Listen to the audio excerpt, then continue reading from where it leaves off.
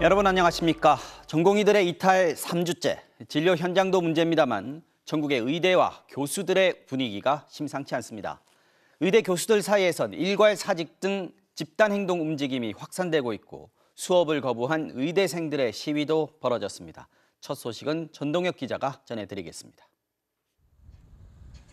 충북대 의대생 130여 명이 마스크를 쓴 채 침묵 시위에 나섰습니다. 대학 측이 의대 정원을 지금보다 5배나 늘린 250명으로 신청하자 무리한 증원을 철회하라고 요구했습니다. 준비 없는 증원이 이루어진다면 의과대학 교육의 질에 절하하는 자명합니다.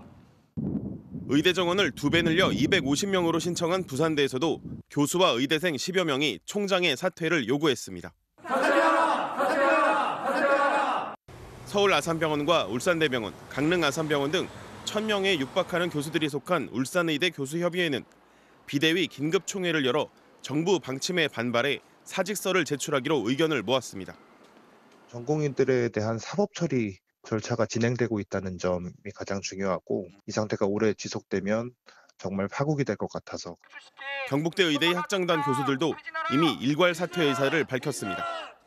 의대의 의견을 무시하고 증원 신청을 했던 대학 총장이 여당의 비례대표 후보를 신청했다가 논란 끝에 철회하자 퇴진을 촉구했습니다. 이 자괴감을 가지고 있고 너무 큰 모욕감을 느끼고 있는 상황입니다.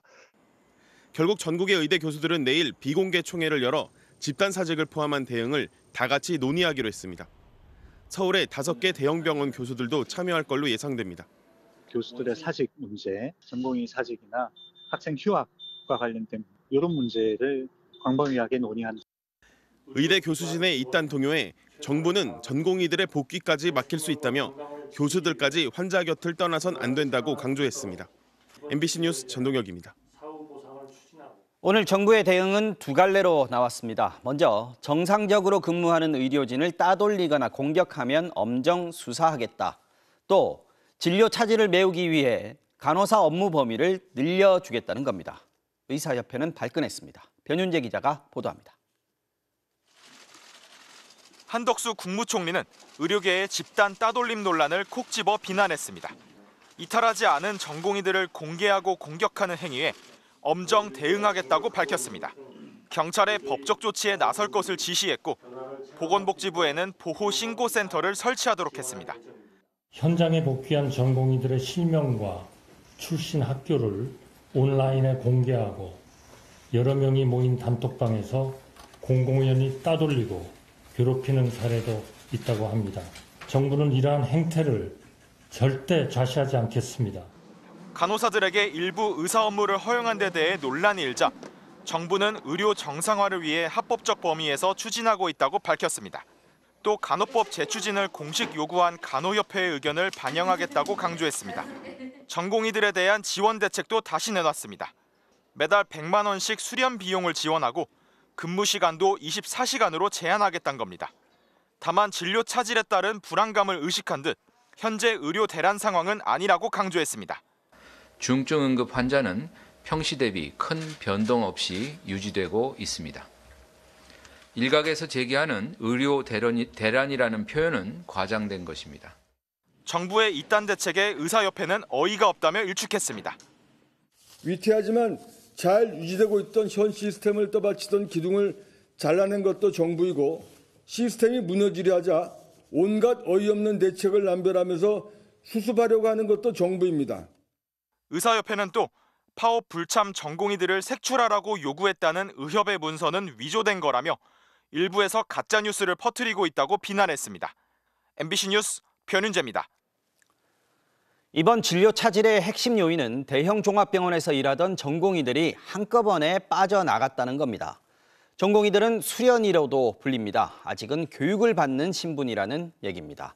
그래서 전공의들이 빠졌다고 진료가 마비되는 진료의 상당 부분을 전공의들에게 의존할 수밖에 없는 지금의 구조 자체를 바꿀 필요가 있다는 지적이 잇따르고 있습니다.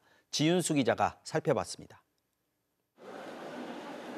13,000명 전공의들의 92%가 병원을 비운 지 3주째. 전공의는 교수 아래에서 수련을 받는 계약직 의사입니다. 이들은 그동안 진료 현장에서 혹사당해왔다고 말합니다.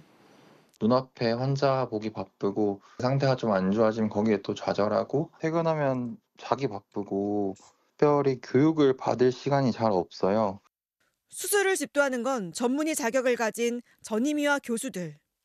전공의들은 수술 전후의 환자 진료, CPR을 포함한 응급실, 중환자실 당직 같은 꾸준히 일을 떠안습니다. 국내 전공의들은 주로 서울의 5개 대형 병원 중심으로 쏠려 있습니다.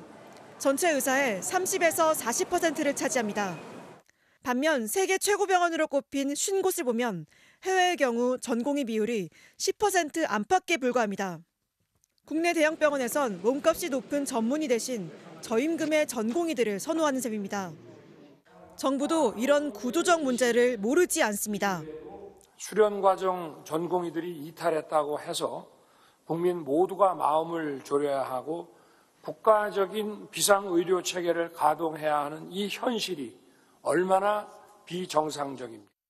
하지만 정부가 내놓은 해법은 PA, 진료지원 간호사로 빈 자리를 채우고 건강보험 재정으로 대형 병원 손실을 메꿔주려는 임시 방편에 그치고 있습니다.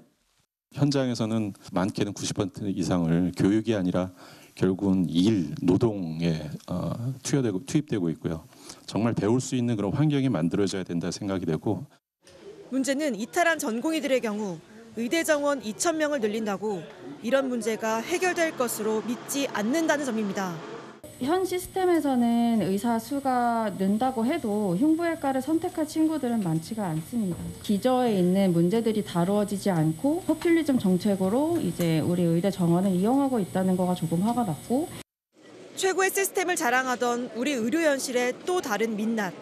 이 사태의 끝에선 결국 전공의들을 어떻게 복귀시켜 우수한 의료진으로 키워낼지 정부의 고민이 더 필요해 보입니다. MBC 뉴스 지은수입니다. 해병대 최상병 순직과 관련한 수사 외압 의혹 사건의 핵심 피의자 신분인데도 호주 대사에 임명된 이종섭 전 국방부 장관. MBC가 이 전 장관이 출국 금지 상태라는 사실을 확인해 보도한 지 이틀 만에 법무부가 출국 금지 조치를 해제했습니다. 이제 언제든지 바로 출국할 수 있게 된 건데요. 이 전 장관은 오늘 저녁으로 예정했던 호주 출국은 연기하고 대사 부임 일정을 다시 잡기로 했습니다. 정상빈 기자가 보도합니다. 법무부가 출국 금지 심의위원회를 열고 이종섭 전 국방부 장관에 대한 출국 금지를 해제했습니다. 개인적인 용무나 도주나 이런 게 아니고 공적인 업무를 수행하러 간다고 언론에서 봤습니다. 그래서 그런 것 다 감안해서 이 신청 업무를 처리하지 않을까 싶습니다. 나흘 전 정부는 이 전 장관을 호주 대사에 임명했다고 공식 발표했고 이틀 뒤 MBC는 이 전 장관이 출국 금지 상태라는 사실을 확인해 보도했습니다. 하루 뒤 이 전 장관은 고위공직자범죄수사처에 자진 출석해 4시간가량 조사를 받았습니다. 법무부는 최근 수사기관 조사를 받았고 이 전 장관이 수사에 협조하겠다고 한 점을 고려했다고 설명했습니다. 이 전 장관은 오늘 저녁 호주 시드니로 출국할 예정이었지만 출국 일정을 취소한 것으로 파악됐습니다. 외교부는 이 전 장관이 언제 호주 대사로 부임하는지 밝히지 않았습니다. 이 전 장관이 언제든 출국할 수 있게 되면서 공수처 수사도 영향을 받게 됐습니다. 자진 출석해 4시간 조사를 받았다 해도 해병대나 국방부 관계자 조사를 마무리한 뒤 지휘권자인 장관 조사가 필요한 상황입니다. 공수처는 작년 7월 31일 이 전 장관이 해병대 수사 결과 발표를 취소시키기 10여 분 전 대통령실 일반 전화 번호로 걸려온 전화를 받은 통화 내역을 확보한 상태입니다. MBC는 취재를 시작한 지난 1월부터 수차례 이 전 장관과 접촉을 시도했고 이 전 장관은 이 사건과 관련해서 대통령실 전화를 받은 적이 전혀 없다며 몇 사람이 이상한 착각과 프레임에 빠진 것인데 자신을 믿어달라고 말했습니다. 공수처는 사실 규명을 위한 수사 절차를 계속 진행해 나가겠다고만 밝혔습니다. MBC 뉴스 정상빈입니다. 대통령실은 여전히 호주 대사 임명 전에 이종섭 전 장관의 출국 금지 상태를 몰랐다는 입장입니다. 인사 검증을 맡았던 법무부의 책임으로 슬쩍 떠넘기는 분위기도 감지되는데요. 야당은 대통령실이 몰랐다는 건 거짓이라며 결국 주요 피의자의 도피 출국을 주도한 건 대통령이라고 공세를 폈습니다. 강현섭 기자입니다. 이종섭 전 국방장관이 언제 후임 대사로 내정됐냐는 MBC 질의에 대통령실 고위 관계자는 몇 달 전이라고 답했습니다. 지명 당시엔 수사 대상인지도 몰랐다고 했습니다. 전임 호주 대사가 작년 12월 정년 퇴임을 앞두고 있었던 만큼 후임으로 이 전 장관을 지명한 시기 역시 그 이전일 가능성이 있습니다. 문제는 그 다음입니다. 고위공직자범죄수사처는 지난 1월 중순 세상병 사건 외압 의혹 관련 강제 수사에 착수했습니다. 공수처가 최측근들을 압수수색하며 이종섭 전 장관과 윗선을 겨냥한 모양새입니다. 이때부터 2달 가까이 지난 이달 4일 임명 전까지도 이 전 장관의 출국금지 사실 등을 대통령실은 몰랐다고 합니다. 대통령실 고위 관계자는 법무부가 보내온 인사자료에서 이 전 장관의 출국금지 여부는 없었다고 했습니다. 수사기관의 요청을 받아 출국금지를 결정하는 법무부는 현 정부 들어 인사 검증까지 맡고 있습니다. 이런 법무부가 이 전 장관의 출국금지 사실을 인사 자료에서 누락해 대통령실에 보냈다는 건 의문입니다. 출입국 관리를 담당했던 법조계 관계자는 주요 피의자들의 경우 출국금지가 결정되면 담당 부서는 이를 출입국 본부장, 검찰국장, 차관, 장관까지 보고해야 한다고 했습니다.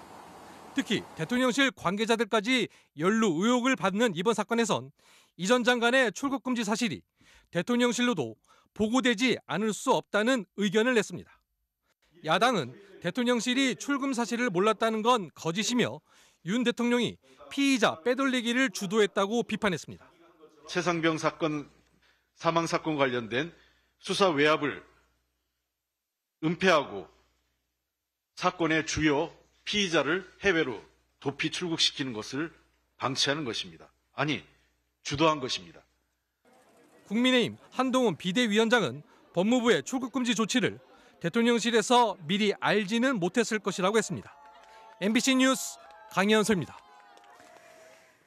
여야 정치권은 본격적인 총선 체제에 돌입하고 있습니다. 먼저 국민의힘 한동훈 위원장은 오늘 이재명 대표의 정치적 고향인 성남과 용인을 찾아서 대통령실 출신 후보들을 지원하는 유세에 나섰습니다. 민주당은 전 총리들의 임종석 전 비서실장까지 합류하는 통합선대위 구성을 검토하고 있습니다. 구승은 기자가 전하겠습니다. 국민의힘 한동훈 비상대책위원장이 안철수 의원, 김은혜 전 홍보수석과 한자리에 섰습니다. 지난 총선 격전지이자 민주당 이재명 대표의 정치적 고향인 성남을 찾아 민주당을 비판하며 재건축 규제를 풀겠다고 강조했습니다. 이재명 대표가 대장동 비리, 백현동 비리 이런 문제를 일으킴으로 인해서 성남의 이미지가, 성남의 명예가 많이 떨어졌습니다. 저희가 그걸 다시 회복하겠습니다. 이원모 전 대통령실 비서관 등이 출마한 용인도 찾아 지원 유세를 펼쳤습니다. 앞선 유세 현장에선 해병대 예비역이 최상병 순직 사건 특검법에 대한 입장을 묻다 제지당하기도 했습니다.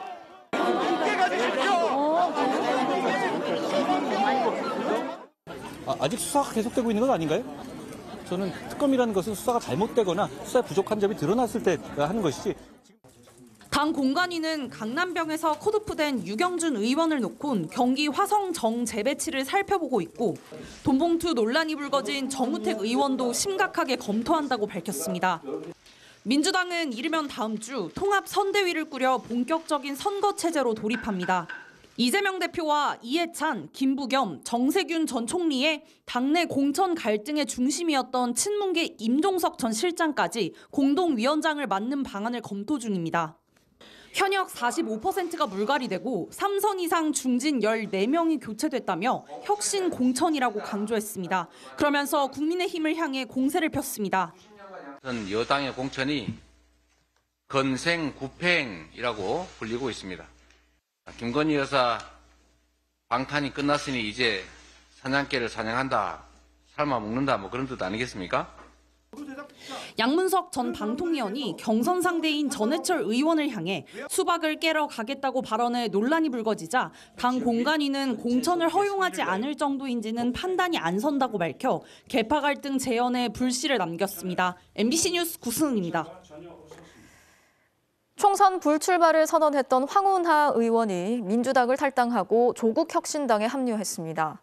이 황운하 의원도 조국 대표와 마찬가지로 법원에서 실형을 선고받은 상태죠. 이른바 사법 리스크 논란에도 불구하고 지역구는 민주당, 비례는 조국혁신당이라는 선명한 노선으로 주목을 받으면서 최소 5에서 6석 정도의 의석을 확보할 수 있다는 분석이 나오기 시작했습니다. 김정우 기자가 취재했습니다. 울산시장 선거 개입 사건으로 1심에서 징역 3년을 선고받은 황운하 의원은 지난달 희생을 말하며 불출마를 선언했습니다. 누군가는 희생하는 모습을 보일 때입니다. 제가 기꺼이 희생양이 되겠습니다. 하지만 11일 만에 민주당을 나와 조국혁신당으로 자리를 옮겼습니다. 검찰개혁은 참담한 실패로 끝났다며 다시 시작해야 한다는 이유를 들었습니다. 민주당은 머뭇거렸고 그 사이에 권력을 탐하는 정치검찰들은 연성 쿠데타를 통해 마침내 집권에 성공하고 말았습니다. 하객진의 맨 앞에서는 망치선 역할을 하겠다던 조국 대표에 이어 이번엔 임진왜란 당시 진주성에 빗대 총선 승리에 교두보가 되겠다고 했습니다. 출마 여부를 당과 상의하겠다며 비례대표 가능성도 열어뒀습니다. 검찰이 울산시장 선거 개입 재수사에 나서며 조국 당시 청와대 민정수석을 겨누는 사이 조국혁신당은 박은정 전 검사에 이어 황운하 의원까지 영입해 검찰 정권 청산의 대립각을 키웠습니다. 검찰이 윤석열 대통령 그리고 국민의힘을 위한 선거운동을 하고 있다 생각합니다. 지역구는 민주당, 비례는 조국혁신당이라는 전략으로 야권 지지층을 겨냥하고 민주당이 공천 잡음으로 신음하는 사이 정당 득표율이 2자릿수가 될 수 있다는 여론조사까지 나오고 있습니다. 최소한 지금 상황으로 본다면 5, 6석 정도, 이 정도는 조국혁신당이 얻을 수 있지 않을까 하는. 출범 초기 다소 거리를 뒀던 민주당은 지지층 이탈과 외연 확장 사이에서 연대를 고민하고 있고 국민의힘도 파급력을 예의주시하면서 여야 양당의 속내도 복잡해지고 있습니다. MBC 뉴스 김정우입니다. 국민의힘이 텃밭인 대구에 공천한 도태우 변호사. 과거 5.18은 학살이 아니다. 북한의 개입 가능성을 따져봐야 한다. 이런 발언을 한 사실이 알려지면서 파문이 커지고 있습니다. 국민의힘은 공천 심사 과정에서 검토해봤지만 문제가 없었다는 입장인데요. 하지만 도 후보가 군부 독재를 감싸는 취지의 말까지 했던 사실이 추가로 확인됐습니다. 손하늘 기자가 전하겠습니다. 5.18 북한 개입 가능성 등을 주장한 도태우 변호사의 발언이 공개된 뒤 국민의힘 공천관리위원회는 충분히 검토했지만 별로 문제가 없다고 봤다고 했습니다. 다양성이라는 말까지 나왔습니다. 우리는 다양성을 중시하는 그런 당이잖아요. 그러니까 다양한 의견을 존중했고 저희들은 특별히 문제 없다고 봤습니다. 5.18 정신을 헌법에 넣겠다던 한동훈 국민의힘 비상대책위원장은 당의 입장은 명확하다면서도 구체적인 설명은 하지 않았습니다. 제가 취임 이후에 1월에 광주 5.18 묘역에서 했던 말 그대로입니다. 우리 당의 입장은 명확하다라는 것으로 답변드리겠습니다. 수도권 후보자들을 중심으로 당 내에서도 우려가 나오는 가운데 군부 독재라는 개념 자체를 부인하는 취지의 발언도 추가로 확인됐습니다. 우리가 흔히 군부 독재 그러는데 그 부분에 대해서 그것이 굉장히 문제 있는 용어입니다. 군부 독재 대신 낮은 단계의 법치와 민주주의로 불러야 한다며 전두환 정권 시절 언론기관들이 좀 제한은 받았지만 어떻게 보면 요즘보다 더 다양했다고 주장했습니다. 군부 독재, 저게 우리 말에서 사라질수록 약해질수록 우리나라가 자리가 잘 잡힌다고 봐요. 2021년 전씨 사망 직후엔 평화적 방법으로 새 시대의 문을 연 보기 드문 군인 출신 대통령이라는 글도 썼습니다. 야권은 국민의힘이 5.18 망언을 두둔하고 있다며 일제히 공천을 취소하라고 요구했습니다. 광주광역시도 5.18을 지속 왜곡한 자를 공천한 사실에 깊은 유감이라고 했습니다. 도 변호사는 이틀째 MBC의 취재에 응하지 않고 있습니다. MBC 뉴스 손하늘입니다. 어제 김영삼 전 대통령의 부인 손명순 여사가 향년 95세를 일기로 별세했습니다. 이 손 여사는 대학생 때 대통령이 꾸민 남편을 만났는데요. 민주화운동에 앞장섰던 대표적인 야당 정치인을 거쳐서 대통령의 자리에 오른 남편과 함께 대한민국 민주화 과정 65년을 함께 했습니다. 소녀사의 일색을 이남호 기자가 전하겠습니다. 손명순 여사가 김영삼 전 대통령을 처음 만난 건 1951년. 당시 이화여대 3학년 학생이었던 손 여사는 동갑내기 남편을 만나 탄압받는 야당 정치인의 동반자이자 아내로 굳은 길을 함께 걸었습니다. 전두환 정권에 맞서 단식에 나선 남편을 간호하며 외신 기자들을 통해 그의 투쟁 소식을 세계 곳곳에 알린 것도, 정치적 위기의 순간에 당내 인사들을 일일이 찾아가 한 표를 호소하며 남편을 지켰던 것도, 매일 문지방이 닳도록 상도동을 찾는 민주화 동지들의 줄임배를 챙긴 것도 손 여사였습니다. 그렇게 인고의 40여 년 세월을 거쳐 남편은 끝내 대통령이 됐지만 손 여사는 자신을 드러내지 않았습니다. 저는 드러내지 않고 소리 없이 하여튼 저는 저 나름대로 주로 여성계층을 주로 살피고 싶어요. 김 전 대통령은 둘째 아들 현철 씨가 조세 포탈 혐의로 구속될 때도 손 여사가 별다른 말을 하지 않았다고 전했습니다. 나한테 이랬으면 좋겠다 이런 얘기를 한 일이 없습니다. 한 번도. 내가 짐작하죠, 마음으로. 네. 어떤 생각이 어머니가 가진다는가. 가난을 참을 것, 남편에게 용기를 줄 것, 집을 찾은 사람에게 밥 한 그릇을 내줄 것을 신조로 삼아왔던 손 여사에 대해 노년의 남편은 이렇게 말했습니다. 이 김영삼이 오늘에 있으면 제 아내 손명순의 한결같은 사랑과 내조 덕택이었다고. 손 여사를 만난 걸 평생에 가장 잘한 일 중 하나로 꼽았던 김 전 대통령. 9년 전 그가 떠날 때 손 여사는 그저 춥다는 한마디로 마음을 표했습니다. 손 여사의 발인은 오는 11일 아침 8시 국립현충원 김 전 대통령 묘역에 합장될 걸로 전해졌습니다. MBC 뉴스 이남호입니다. 여야 정치권 인사들은 오늘 손명순 여사의 빈소를 찾아서 조문하는 등 추모의 발길이 이어졌습니다. 대통령실에서는 비서실장 등 참모들이 조문을 했고 윤석열 대통령은 화환을 보냈습니다. 이용주 기자가 취재했습니다. 손명순 여사 빈소 양쪽에는 윤석열 대통령과 한동훈 국민의힘 비대위원장의 근조 화환이 놓였습니다. 여야 지도부도 빈소를 찾아 민주화 과정에서 고인이 김영삼 전 대통령과 함께한 공로를 평가했습니다.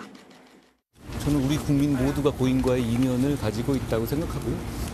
내조하시고 또 싸울 때는 같이 싸우시고 했던 대단한 분이셨다고 생각합니다. 민주주의의 정착을 위해서 큰 기여를 하셨습니다. 온 국민이 영원히 기억할 것이고 편히 잠드시기를 바랍니다. 대통령실에선 비서실장을 비롯해 정책실장과 정무수석, 홍보수석 등 핵심 참모들이 조의를 표했고 방명록에 윤 대통령의 이름을 대필로 남겼습니다. 윤석열 대통령은 참모진을 통해 민주화 운동을 이끌었으며 재임 중 여러 큰 개혁을 한 김영삼 대통령 뒤엔 손명순 여사가 있었다는 메시지를 유족들에게 전했습니다. 대통령실이 공지한 윤석열 대통령의 오늘 공식 일정은 없었습니다. 대통령실은 직접 빈소를 찾지 않은 이유에 대해 전례에 비춰 이러한 경우 대통령이 조문을 간 사례는 없다고 밝혔습니다. 민주화 이후 집권한 대통령의 부인 가운데는 김대중 전 대통령의 부인인 이희호 여사가 지난 2019년 6월 별세했습니다. 당시 문재인 대통령은 북유럽 3개국 순방 중이었고 귀국 직후 서울 동교동에 있는 이희호 여사 사저로 가서 유족들을 위로했습니다. 문 전 대통령 옆에는 김정숙 여사도 함께했습니다.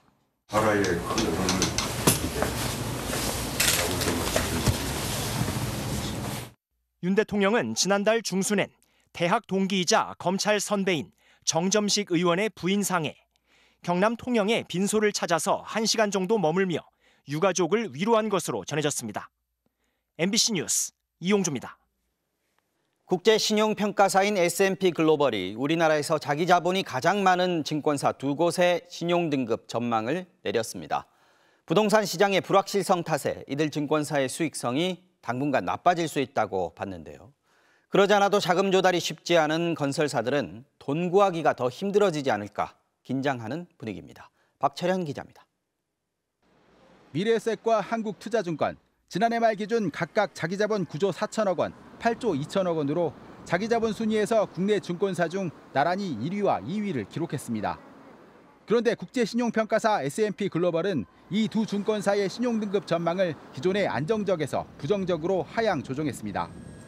가장 큰 이유는 프로젝트 파이낸싱 위기를 비롯한 부동산 시장 불확실성입니다.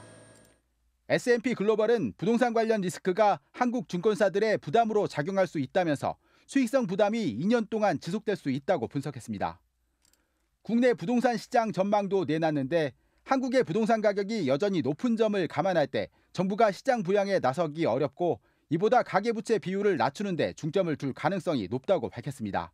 소득도 빨리 증가하지 못하고 이제 대출도 풀 수가 없는 상황이다 보니까 부동산 시장이 좀 쉽게 살아나기 어렵다고 보고 있고요.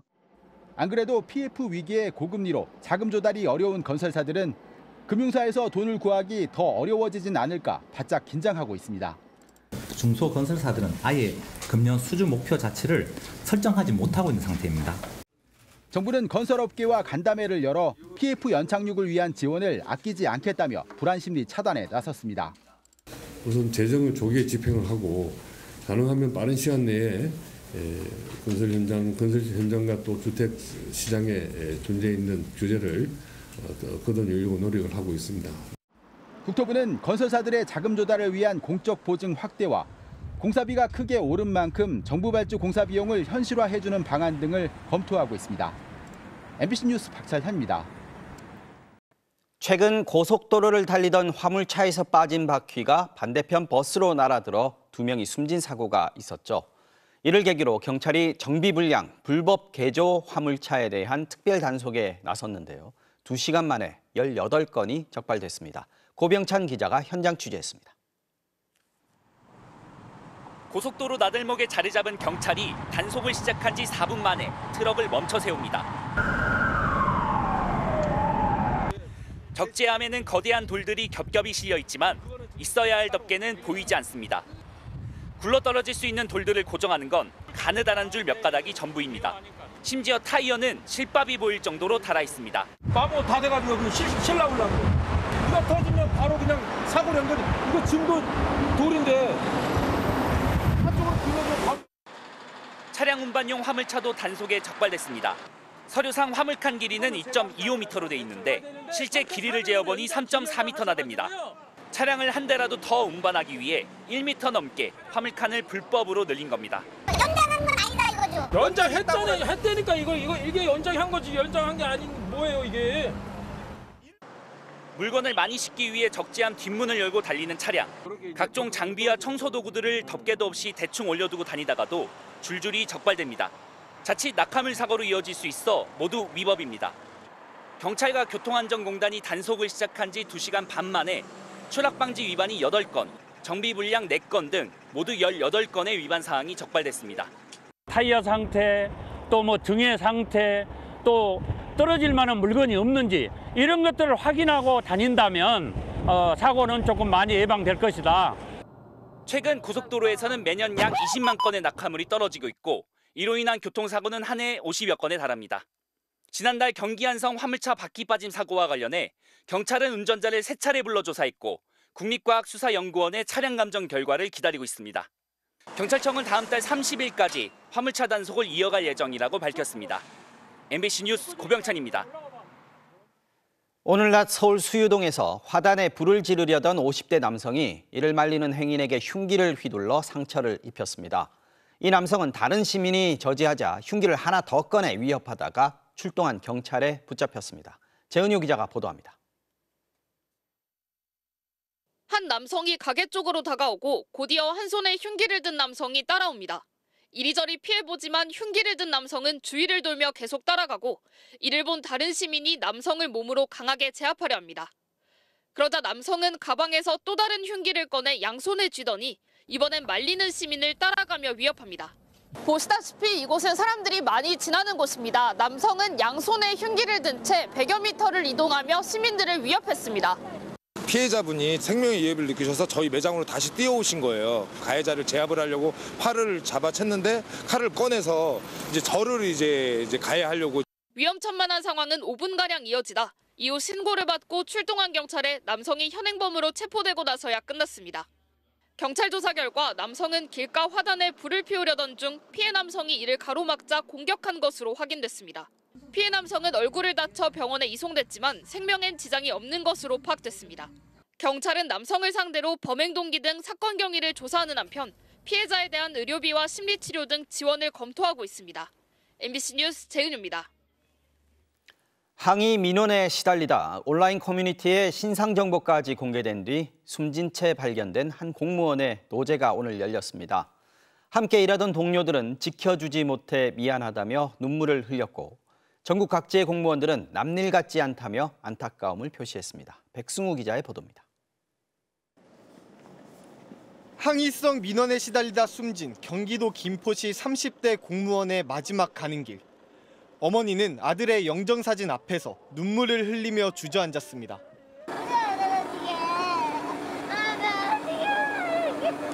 동료들은 자책했습니다.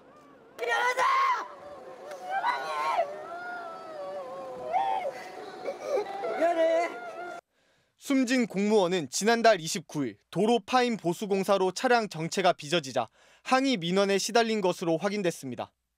한 온라인 커뮤니티에 김포시청을 비난하는 글과 함께 고인의 실명과 소속 부서, 직통 전화번호가 공개된 이후 민원성 전화가 60통 넘게 쏟아진 겁니다. 결국 고인은 지난 5일 오후 인천의 한 도로에 주차된 차량에서 숨진 채 발견됐습니다. 공무원으로 일한 지 1년 6개월 만이었습니다. PC에 메모 형식으로 이렇게 도로보수공사 때문에 너무 힘들고 내 이름이 노출돼서 힘들다. 김포시청 건물 앞에 마련된 분향소엔 전국에서 동료 공무원들이 보내온 근조 화환이 줄지어 늘어섰고 직접 추모하러 찾아온 사람들의 발길도 이어졌습니다. 같은 구급 공무원으로서 너무 공감이 가는 거예요. 어떻게 그런 결정을 내렸을지가. 그동안 들었던 그런 막말들이나 욕이나 이런 것들이 생각이 나니까. 민원 응대를 하는 공무원들은 이런 고충이 최근 발생한 현상도 김포시만의 문제도 아니라고 말합니다. 내 세금 가지고 일하는데 공무원은 공부해서 들어온 게 맞냐 이런 식으로 무시하는 분도 많이 있으시죠. 경무에 시달리는 부서에서 일을 하다 보면은 다른 분한테 신경을 쓸 겨를이 없어요. 공무원 노조는 악성 민원에 대한 적극적인 대응 체계를 마련하고 인력을 늘려 업무 부담을 줄여야 한다고 주장하고 있습니다. 하지만 정부는 인력 운용을 효율화하는 게 우선이라는 방침입니다. 이에 따라 올해 일반직 국가공무원 선발 규모는 2년 전보다 1,000명 넘게 줄어든 5,700여 명. 지방공무원 신규 채용 인원 역시 2년 전보다 만여 명 줄어 지난 2016년 이후 가장 적을 전망입니다. MBC 뉴스 백승우입니다. 세계 여성의 날을 맞아 한국여성단체연합이 오세훈 서울시장을 성평등의 걸림돌이 된 인사로 지목했습니다. 저출생 대책으로 서울시가 추진 중인 외국인 가사돌봄 노동자 시범 사업이 여성과 외국인 차별을 일으킨다는 건데요. 이에 서울시도 좌파 단체가 정치적 공격을 하고 있다고 맞대응하면서 논란이 커지고 있습니다. 이문영 기자입니다. 세계 여성의 날인 오늘 서울 청계광장에 여성들이 모였습니다. 이 자리에서 한국여성단체연합이 오세훈 서울시장을 성평등 걸림돌 인사로 지목했습니다. 오 시장이 추진 중인 외국인 가사돌봄 노동자 시범 사업이 성평등을 저해한다는 겁니다. 가사돌봄 노동의 가치를 폄훼하고 외국인 노동자 차별에 앞장선 오세훈 서울시장입니다. 다시 한번 야유 부탁드립니다. 서울시도 맞대응에 나섰습니다. 성명서를 통해 좌파 단체의 정치적 공격이라고 날을 세우며 외국인 가사도우미는 가사와 육아로 인한 경력 단절을 막는 선제적인 조치라고 반박했습니다. 오 시장은 취임 초기부터 제도 도입의 필요성을 강조해왔습니다. 특히 이들에 대해서는 최저임금을 적용하지 않아도 되게끔 하자고 주장했습니다. 제가 바람직하기로는 한 100만 원 정도 되면 정말 정책 효과가 좋겠다 이런 의견을 가지고 있고요. 출생률에도 상당한 긍정적인 그 변화를 가져오지 않을까 이렇게. 이틀 전에는 한국은행의 돌봄 비용 관련 보고서도 인용했습니다. 맞벌이 부부가 하루 10시간 도우미를 고용하면 월 264만 원이 된다는 내용인데 그러면 대부분 사람들에겐 그림의 떡이 될 것이라고 거듭 주장했습니다. 하지만 시민사회단체들은 그 부작용이 더 클 거라고 맞서고 있습니다. 저임금의 이주 여성 노동자들의 예를 노동권을 침해하고 저출생 문제에 대한 몰이해라고 생각합니다. 서울시는 이르면 올해 상반기에 필리핀인 100명을 입국시켜 시범 사업을 실시하겠다는 계획이어서 논란은 계속될 것으로 보입니다. MBC 뉴스 이문현입니다. 우리 국민들이 가장 많이 찾는 해외 여행지, 일본 오사카라고 하죠. 오사카에서 외국인 관광객들에게 징수금을 부과하는 방안을 검토하고 있습니다. 지역 주민들이 이른바 관광공해에 시달리고 있다는 게 이유인데요. 외국인들에게만 더 비싼 요금을 받는 이중 가격제를 도입해야 한다는 목소리도 나오고 있습니다. 도쿄에서 현영준 특파원이 취재했습니다.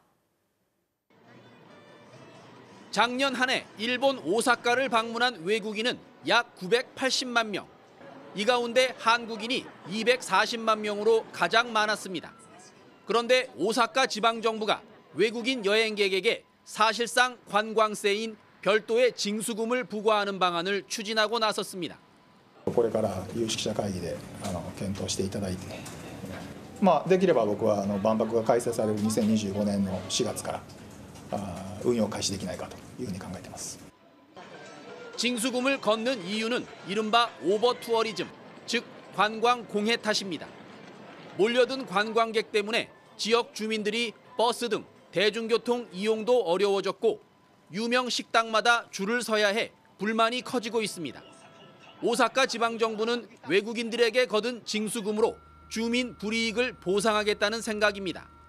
그러나 오사카 지역은 이미 호텔 요금에 최대 300엔의 숙박세를 부과하고 있어 추가 징수금을 둘러싼 논란도 예상됩니다.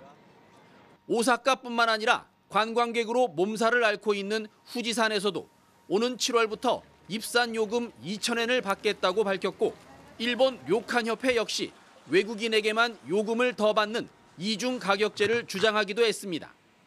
외국인 관광객에 대한 역차별을 우려하는 목소리도 있지만 일본 국민 대부분은 이 같은 정책을 반기고 있습니다. 코로나 팬데믹 당시 관광객이 급감해 지역 경제에 큰 어려움을 겪었던 일본의 처지가 불과 2년 만에 크게 달라졌습니다. 관광 징수금이나 이중 가격제가 실시되면 일본을 가장 많이 찾는 한국인들의 여행 부담도 그만큼 늘어날 것으로 보입니다. 도쿄에서 MBC 뉴스 현영준입니다. 지금 보시는 이 비행기, 하늘의 실험실이라고 불리는 미국 항공우주국 나사의 항공기인데요. 100여 가지의 대기 오염 물질을 관측하는 장비가 이렇게 기체 곳곳에 달려 있습니다. 이 하늘의 실험실이 우리나라에 온 이유가 뭔지 현인아 기자가 처음으로 직접 타서 서울의 상공을 날았습니다. 하늘의 실험실이 오산 비행장을 박차고 하늘로 날아오릅니다. 기술을 서쪽으로 돌려 도착한 인천 서쪽 해상. 바다를 뒤덮은 고농도 오염물질과 맞닥뜨렸습니다. 지금 이 비행기 안에는 전 세계에서 모인 35명의 과학자들이 실시간으로 100여 종의 대기 성분을 조사하고 있습니다. It's definitely a lot of particles. You can see out the window that it's very hazy, and so that's what we're measuring. 대기 오염 물질에도 사람의 지문 같은 게 있어서 오염 물질이 어디서 왔는지 알 수 있습니다. 서해상에서 채취한 샘플들은 CO2 레이쇼가 2에서 2.5%가 나왔고 중국 쪽에서 트랜스포트 됐을 확률이 높다고 볼 수 있죠. 중국이 배출한 오염 물질은 불완전 연소가 많아 일산화탄소 성분이 많습니다. 서해를 뒤덮은 이 오염 물질은 서풍을 타고 서해안으로 유입됐습니다. 중국발 미세먼지가 얼마나 되는지 나사에 물었습니다. A new number. I know the number that you had before was a little over half. We do know from satellites that over the past 5 years, the emissions in China have decreased. So if China reduces and Korea reduces, You could still be getting more than half from China, but that's half of a smaller number. 나사 DC-8 항공기는 절반의 미세먼지가 만들어지는 곳 한반도로 기술을 돌립니다. 창밖으로 보이는 잠실 롯데월드 타워가 손에 닿을 듯 가깝게 보입니다. 밖에서 보면 건물과 충돌할 듯한 초저공 비행입니다. 일반 여객기들은 접근할 수 없는 고도와 하늘. DC-8은 2016년에도 수도권을 비행했지만 서울 한복판을 관통한 건 이번이 처음입니다. 연구에 참여한 나사와 국내 연구진이 특히 관심을 갖는 것은 미세먼지를 만드는 가스들입니다. So there's something that's called secondary particle formation. The gas is emitted and then it'll condense into particles by themselves or onto other particles. 미세먼지를 만드는 가스는 톨루엔과 벤젠, 자일렌 등 휘발성 유기화합물과 질소산화물이 대표적입니다. We learned that between 70 to 80% of the PM2.5 is from secondary formation. That means it does not come directly from a pollution source. 휘발성 유기화합물은 그 자체로 발암 물질이며 미세먼지를 만드는 능력도 뛰어난데 연구는 부족합니다. 아직 과학적으로 명확하지 않습니다. 현재 우리가 이해한 바로는 약 70% 정도 설명이 가능합니다. 국내 미세먼지를 줄이려면 휘발성 유기화합물부터 잡아라. 이것이 나사와 연구진이 내린 진단입니다. MBC 뉴스 현인아입니다. 네, 오늘은 세계 여성의 날이죠. 한국 남성과 결혼해서 국내에 정착한 결혼 이주 여성들은 언어와 문화적인 차이로 인해서 어려움을 겪는 경우가 많습니다. 이들을 돕기 위해서 여성가족부가 전국 곳곳에 다문화 가족 지원센터를 운영하고 있는데요. 하지만 정작 그곳에서 일하는 여성들도 임금이나 처우에서 차별을 받고 있다고 합니다. 이혜성 기자가 이야기를 들어봤습니다. 20년 전 결혼과 함께 한국으로 이주한 어루엉 씨는 여성가족부 소관 다문화가족 지원센터에서 12년째 언어 강사로 일하고 있습니다. 하지만 지금껏 버티기까지 쉽지 않았습니다. 첫째와 둘째를 임신했을 땐 육아휴직은 아예 말도 못 꺼냈습니다. 결혼 이주 여성 도우분이 일하다가 임신하고 출산하게 되는데 육아휴직 사용하다가 해고당했어요. 셋째 때 어렵게 말을 꺼냈지만 출산휴가 90일만 사용하라는 답을 들었습니다. 밤에 연소 터져서 카톡으로 애 날아왔다고 얘기하고 여성들은 임신하면 적복을 받아야 되는데 저는 적복 받지를 못했고 슬펐어요. 임금 체계도 다릅니다. 중국에서 건너와 다문화센터에서 6년째 통번역사로 일하고 있는 강 씨의 월급은 3년차 한국인 직원 수준입니다. 몽골에서 온 이 씨도 6년을 일했지만 급여는 경력에 한참 못 미친다고 말합니다. 한국 국적을 받았는데도 차별 대우를 받는 겁니다. 예를 들어서 사실 12년 차라고 하면 이 금액을 받아야 되는 거잖아요. 네네. 그때 56만 4,900원을 받아야 되는데 네. 실제로는 지금 받고 있는 게 207만 7천. 이들 대부분은 1년마다 계약을 갱신하는데 임금은 최저임금 이상 지급으로만 돼 있습니다. 애당초 통번역사와 언어 강사 등 이들이 하는 사업에 대한 예산이 매년 딱 이 수준에 맞춰 배정되기 때문입니다. 반면 한국인 직원들은 여가부에서 내려준 호봉 기준표대로 경력에 따라 임금 인상과 승진 기회를 보장받습니다. 공공운수노조 조사 결과 응답자의 82%는 호봉 기준표에 적용되는 임금을 받지 못한다고 답했고 육아휴직이나 태아검진, 유급 모유 수유 시간을 제대로 제공 못 받고 있다는 답변도 나왔습니다. 또해서 차별을 겪었다는 사람이 10명 중 무려 7명이 된다. 우리는 여성가족부에 말한다. 차별의 고통 속에서 아우성치는 이주 여성 노동자의 목소리에 여성가족부는 이에 대해 결혼 이주 여성들도 한국인 직원들과 동일한 호봉 기준표가 적용되도록 처우 개선에 노력하겠다고 밝혔습니다. MBC 뉴스 이혜선입니다. 미국 바이든 대통령이 재선 도전을 앞두고 마지막 국정연설을 했습니다. 나이 논란을 의식한 듯이 평소에는 볼 수 없었던 거침없는 어조로 경쟁자인 트럼프 전 대통령을 정면으로 겨냥했습니다. 워싱턴에서 김수진 특파원이 전하겠습니다. 바이든 대통령은 경쟁자를 비판하는 것으로 연설을 시작했습니다. 민주주의가 공격받고 있다며 푸틴에게 원하는 대로 하라고 한 트럼프의 발언을 먼저 언급했습니다.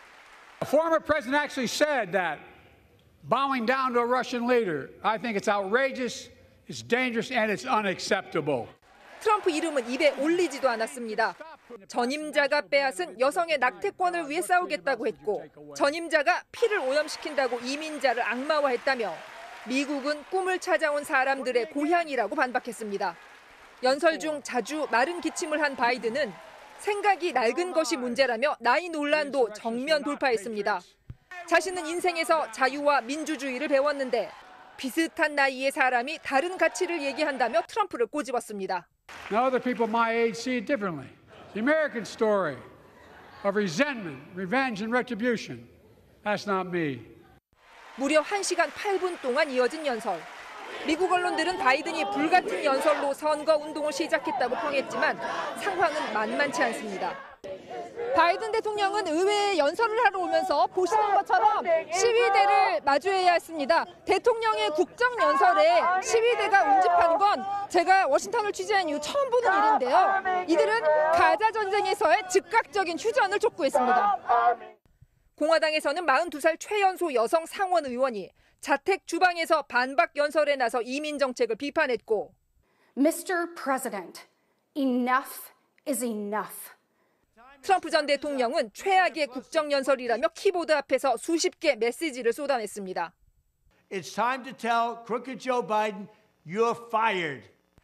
연설 내내 민주당에서는 환호와 박수가 쏟아졌지만 공화당에서는 박수 대신 큰 소리로 항의가 나왔고 일부 의원들은 지루한 표정으로 껌을 씹었습니다.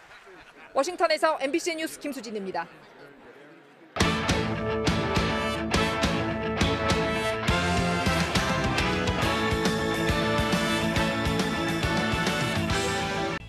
프로야구 기아 타이거즈 이범호 감독이 공식 취임식을 가졌습니다. 웃음꽃 피는 야구로 2년 임기 내 반드시 우승하겠다는 포부를 밝혔네요. 금요일 밤 스포츠 뉴스였습니다.